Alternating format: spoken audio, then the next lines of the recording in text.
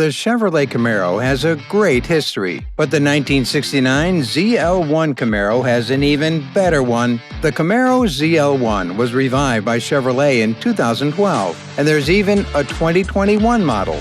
But these new Camaro ZL1s aren't the most popular or sought-after Chevy Camaro ZL1s.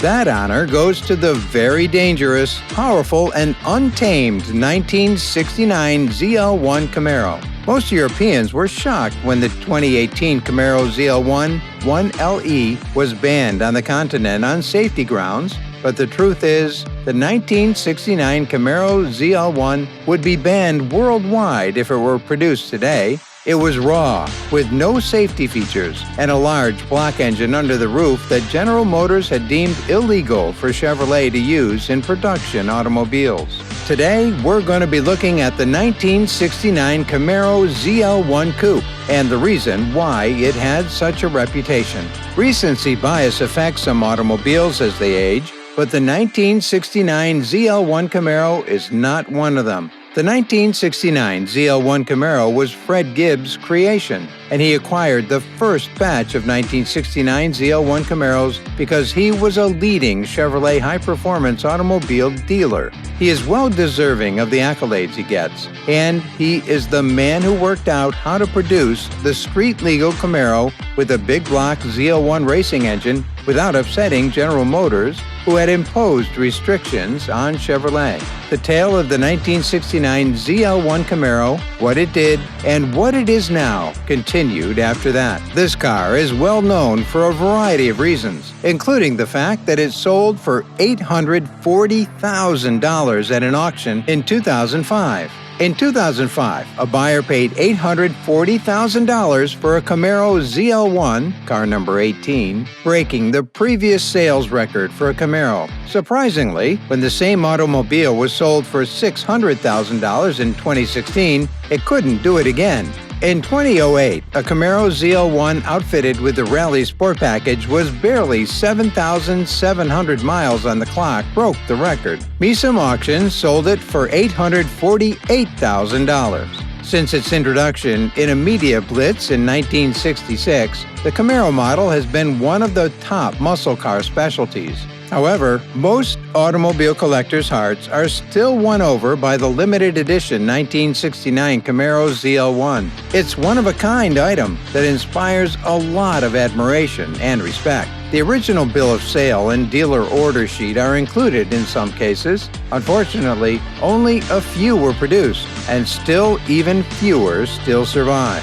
Because the Camaro ZL1 is such a rare pony car designed specifically for racing, when one comes up for sale, it commands a seven-figure price, which purchasers are willing to pay because the original engine is so important to the car's worth. A 1969 Camaro ZL1, car number 59, that was missing the original engine only, sold for $770,000. When the same car's unique one-year model body was reunited with its original ZL1 engine, the value soared to a whopping $1 million. Car number 59, which was painted Hugger Orange, sold for $770,000 at Barrett Scottsdale-Jackson's auction a decade later. But it's this Camaro ZL1 that stands out like a sore thumb. In 2020, it sold for $1,094,500, making it the most expensive Camaro ever auctioned. It still retains a duplicate of the original window sticker, as well as its original engine, which is coupled by the famed M22 Rock Crusher 4-speed manual transmission, which was only available on 12 ZL1 cars. An NC8 chambered exhaust is exclusive to car number 59. Due to its low production numbers, the Chevrolet Camaro ZL1 is quite scarce. Chevrolet only reached out to the NHRA to homologate this muscle vehicle to the super stock class. A minimum of 50 production cars was required for that to happen, and Chevrolet chose to start with the bare minimum. Other Chevrolet dealers, such as Nicky and Berger, eventually bought more ZL1 Camaros, increasing the total number of ZL1 Camaros to 69. It's no surprise that this car has become one of the most sought after in the world of auto collectors. GM imposed a corporate racing restriction on Chevrolet in the late 1960s to escape government scrutiny of high-performance production cars. Chevrolet had to limit the displacement of production automobile engines to 6.6 liters and 396 horsepower. The COPO system, short for Central Office Production Order Program, was discovered by car dealers to be a clever technique to get past the limits. Originally, the COPO program was created by Vince Piggins, the then GM product manager, to make it easier for commercial fleet vehicle orders with custom paint and extras such as police cars, school buses, and taxis to be fulfilled. Factory-built muscle cars like the Chevy Nova and Camaros could have the big block engines they deserved, and their owners wouldn't be excluded from warranties, thanks to Piggins' collaboration with loyal dealers like Dick Harrell and Fred Gibb and the use of COPO. Then the 427 CI aluminum V8 ZL1 engine made its way into the 1969 Camaro in this way. It would be a mistake to discuss the 1969 Camaro ZL1 without going into detail about its 427 CI V8 engine, which was Chevy's first aluminum big block engine. The car started out as F41 suspension, 396 SID, or 375 bhp Super Sports. The engine and SS trim were removed, leaving the cars with a cowl induction hood, front disc brakes, a choice of heavy-duty 4 speeds or turbo-hydromatic transmissions, and a 4 to 10.1 posi in the strongest axle Chevy could muster. Instead of the L72 427 with the iron block and head, these Camaros got an ZL1 427. It was based on the most powerful version of the aluminum head L88, but it was the first production Chevy engine with an aluminum block. It had the same factory 430 bhp rating as the L88, but it had over 500 bhp, making it the most powerful engine Chevy ever offered to the public. It weighed about 500 pounds, which was about the same as the Chevy 327 SID V8.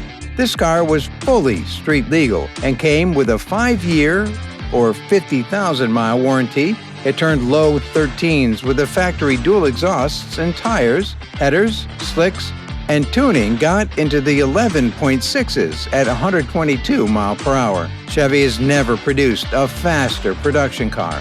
All of this came at a cost. The ZL1 engine alone cost $4,160, bringing the car's total price to a whopping $7,200. Chevy needed 50 to satisfy the NHRA, but only produced 69.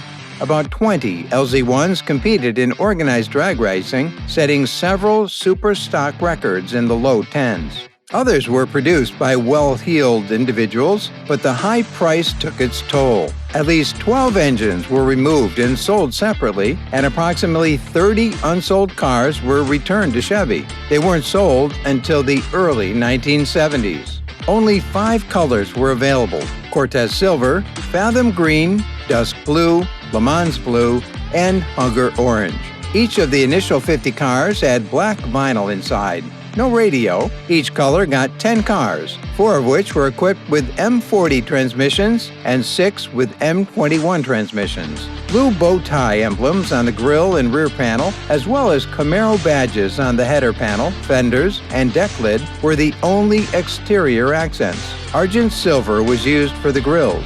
The ZL1 was left in its all-aluminum splendor, whereas iron big blocks were always painted orange. Ultimately, Fred Gibb had shot himself in the foot with the Camaro ZL1 because the prices of converting 1969 Camaros to ZL1s were ridiculously excessive. Worse, he'd created a racing monster. The ZL1 engine allowed these Camaros to outrun most Chevy Corvettes on racetracks and city streets. The top dollar price of the 1969 Camaro ZL1 car would make sense for professional racers who might try to recoup their investment through prize money. When Gibb realized this, he made sure that none of the 13 cars he sold came with a warranty. Customer complaints, however, reached Chevrolet, so Fred caved in and offered his ZL1 buyers a standard GM warranty of 5 years and 50,000 miles.